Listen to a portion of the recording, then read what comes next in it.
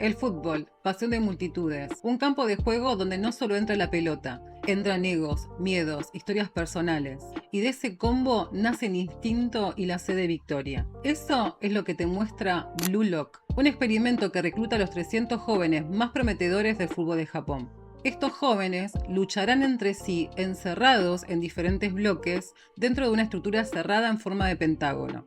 Los monstruos que despierta esta serie van a cambiar la forma en que ves el fútbol y tal vez tu propia vida. Pero para entender realmente cómo funciona esta prisión geométrica, no podemos mirarla desde un solo ángulo. Por eso, en este primer video, te voy a mostrar una mirada filosófica y más adelante te voy a subir otro video con una mirada psicológica. En el centro del pentágono, el ideólogo del caos observa, Shinpachi Ego. Su objetivo es simple: de esos 300 jóvenes nacerá un nuevo delantero capaz de revolucionar el fútbol japonés para luego conquistar el mundo.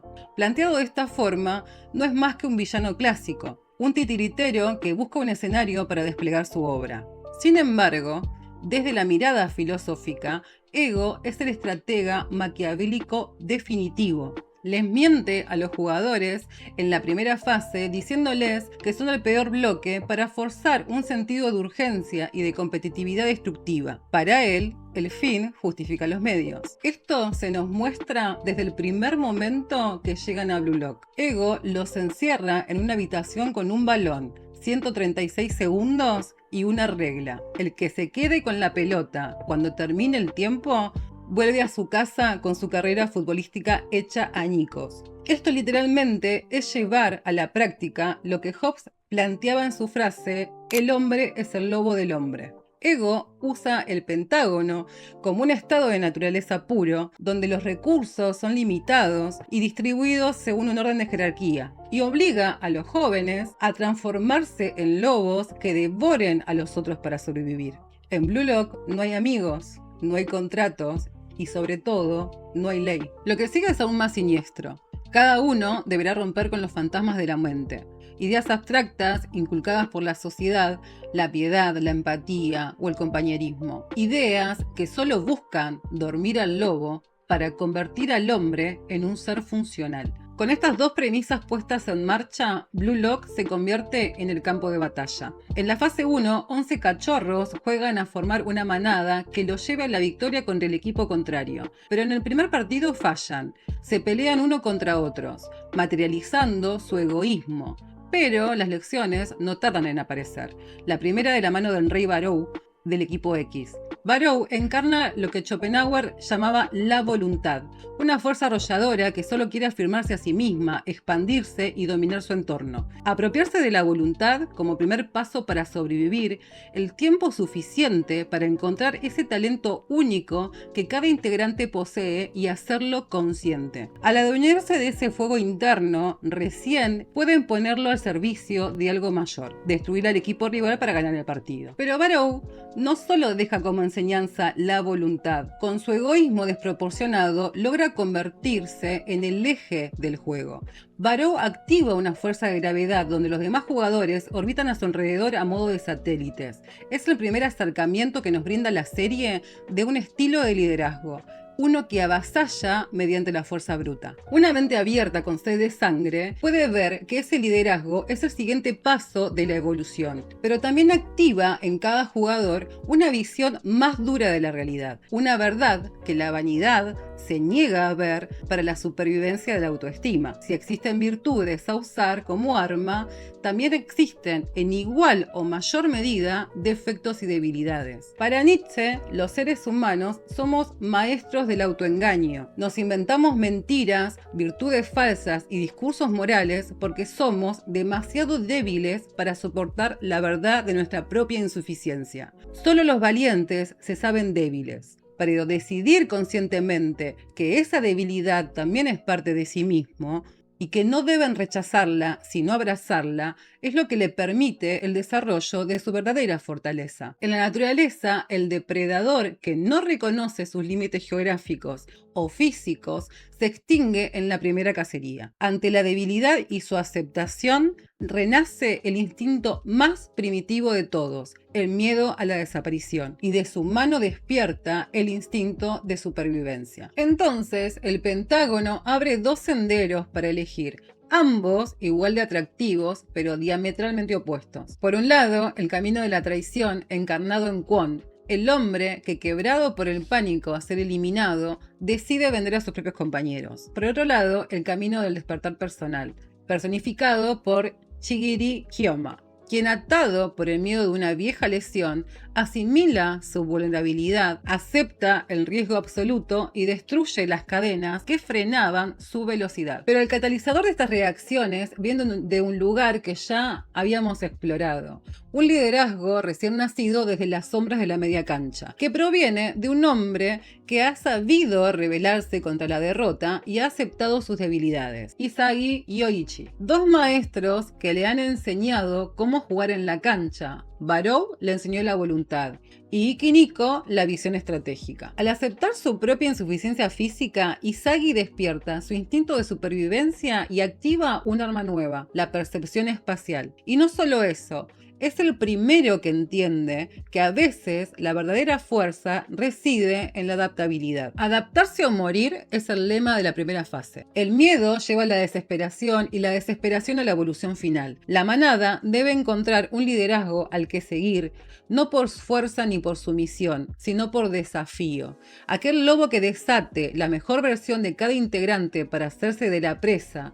Ese es el verdadero valor del liderazgo en Blue Lock, lo que Ego llama ir de 0 a 1. En la naturaleza, el lobo alfa no caza solo, sino que coordina el ataque y marca el ritmo para que la manada no se disperse. Isagi no lidera desde la piedad ni el sacrificio, lidera contagiando su hambre. Su adaptabilidad es un faro, obliga a los demás lobos a romper sus propios límites para no quedarse atrás, para convertirse en los depredadores que están destinados a ser. Esta sincronía salvaje es tan poderosa que es capaz de rescatar incluso a los caídos. El ver al lobo alfa al borde del abismo desató en Kwon el instinto de supervivencia reprimido de su propia manada. Kwon, el traidor, entendió que no quería salvarse solo en la mediocridad, prefirió sacrificarse al atacar a Nagi y recibir la tarjeta roja con tal de que su manada siguiera con vida en el Pentágono. Llega la fase 2 y solo el equipo B, el Z y los mayores goleadores de los equipos W, Y y X pasan a la siguiente fase. Y es aquí donde Ego les vuelve a dar un baño de realidad.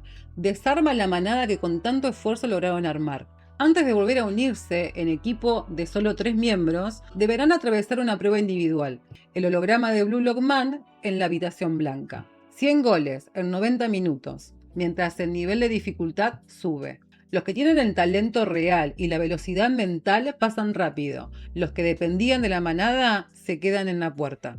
Luego de pasar la habitación blanca, deberán elegir a sus compañeros de trío. Acá, Blue Lock nos arroja de cabeza a un existencialismo radical. Sartre decía que el hombre está condenado a ser libre. Sí, la libertad no es un regalo, es una condena. La condena de aceptar las consecuencias de los propios errores y decidir si esas consecuencias nos derriban o nos fortalecen. Y no solo eso, sino la elección de quedarse en una zona de confort o de aceptar un nuevo desafío. En Blue Lock, solo los que elijan a los aliados correctos, aquellos que desafíen la propia capacidad de evolucionar, lograrán sobrevivir. Porque la consigna de Ego cambia. Ya no basta con crear el fútbol desde cero. Ahora deberán multiplicar el 1 a 100 y desarrollar lo que en el Pentágono se conoce como reacción química. La reacción química consiste en mezclar 2 o más talentos individuales de forma tan violenta que el resultado sea un arma completamente nueva e impredecible para el rival. Ya no juegan en equipo para protegerse, se usan mutuamente como herramientas de destrucción masiva. Multiplicar de 1 a 100 significa que tu egoísmo debe ser lo suficientemente suficientemente inteligente como para aprender del potencial de tu aliado y así multiplicar el tuyo. Pero los nuevos tríos no tienen el camino libre. Enfrente los esperan los tríos rivales, igual o más salvajes. Aquí Ego introduce la última regla. Ante una derrota, el equipo vencedor devorará a un sujeto del bando contrario, asimilándolo a su propia estructura. Ya no se compite solo por los puntos, se compite por la integridad de la manada que queda. Perder significa ser canibalizado, ver cómo el rival te arranca a tu aliado para potenciar su propia dinámica. Los perdedores son obligados a retroceder al escalón anterior. Eso es selección natural al extremo. La supervivencia del más apto, aquel depredador que pueda devorar primero, vencerá. Pero hay una trampa. En este ecosistema salvaje, demasiado hambre también puede devorarte, si solo escuchás al instinto para saciarla.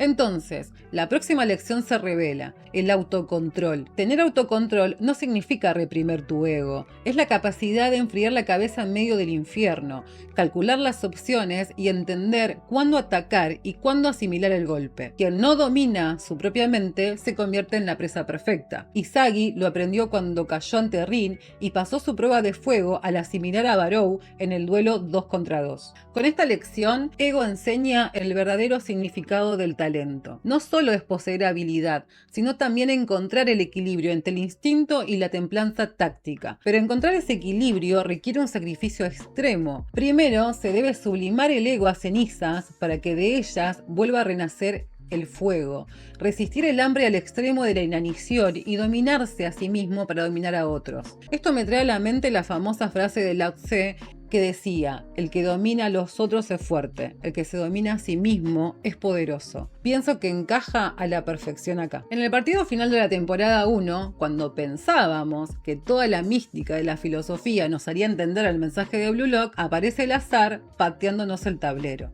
En la revancha de Izagi contra Rin aparece una aliada impredecible que le da a Rin la victoria final.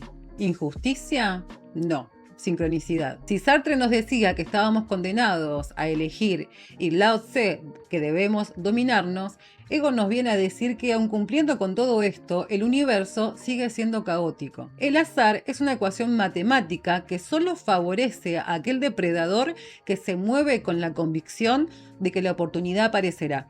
Rin no esperó el milagro, corrió hacia la incertidumbre y ganó. Si el universo es el caos, un jugador debe convertirse en el caos. Voy a retomar este concepto un poco más adelante, pero esto nos da pie para empezar a hablar de la segunda temporada. El orden de Blue Lock se desarma por una amenaza externa. Los grandes magnates del fútbol de Japón no están viendo crecer su inversión y amenazan con retirar el financiamiento para destruir el experimento. Shinpachi Ego los desafía. Creará un grupo de 11 con los jóvenes de Blue Lock para enfrentarse a la selección sub-20. El destino de todo el proyecto se decidirá en el campo de juego, a todo o nada.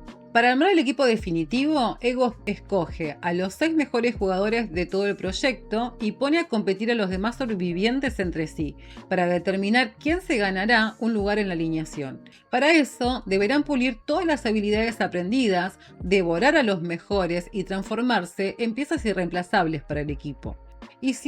Para esto, el jugador debe dominar el caos. ¿Qué es el caos? Es el estado primordial del universo antes de que existiera el orden. Son opuestos complementarios, no existen el uno sin el otro.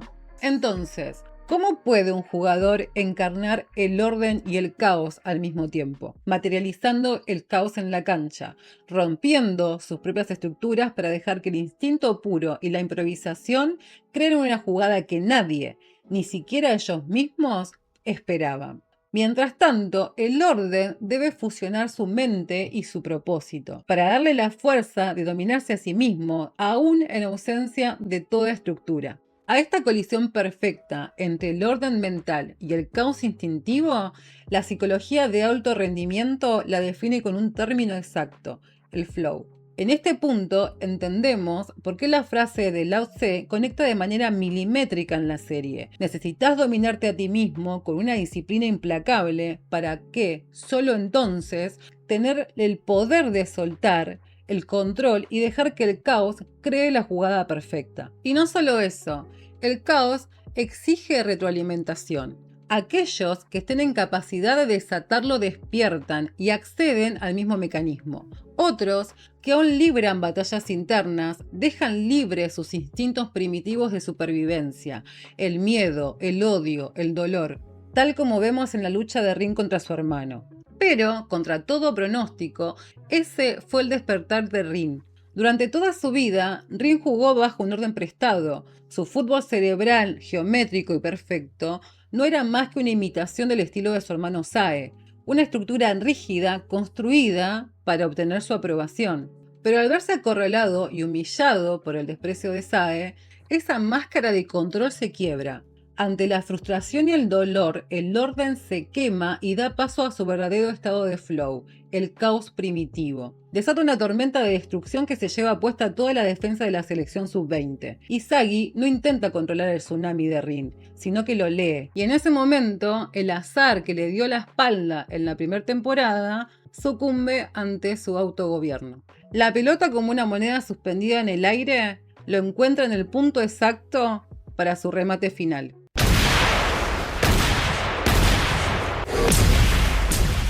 Su gol le da la victoria a Blue Lock. Heráclito decía que el conflicto es el padre de todas las cosas. Yo digo que la derrota es la madre de todas las cosas. Si no existiera la derrota, no encontraríamos nunca la fuerza para luchar. Siempre aprendemos sobre la marcha. Tal vez tu sueño no sea ser un delantero. Tal vez es ser un médico, un contador, un veterinario. Pero una cosa es segura. Tu camino como el mío van a estar llenos de obstáculos. Vos decidís si te vencen o no. Soy Sealet. Gracias por llegar hasta acá. Si te gustó mi contenido, te pido que te suscribas y que compartas. Y espero leerte en la caja de comentarios. Te dejo un beso.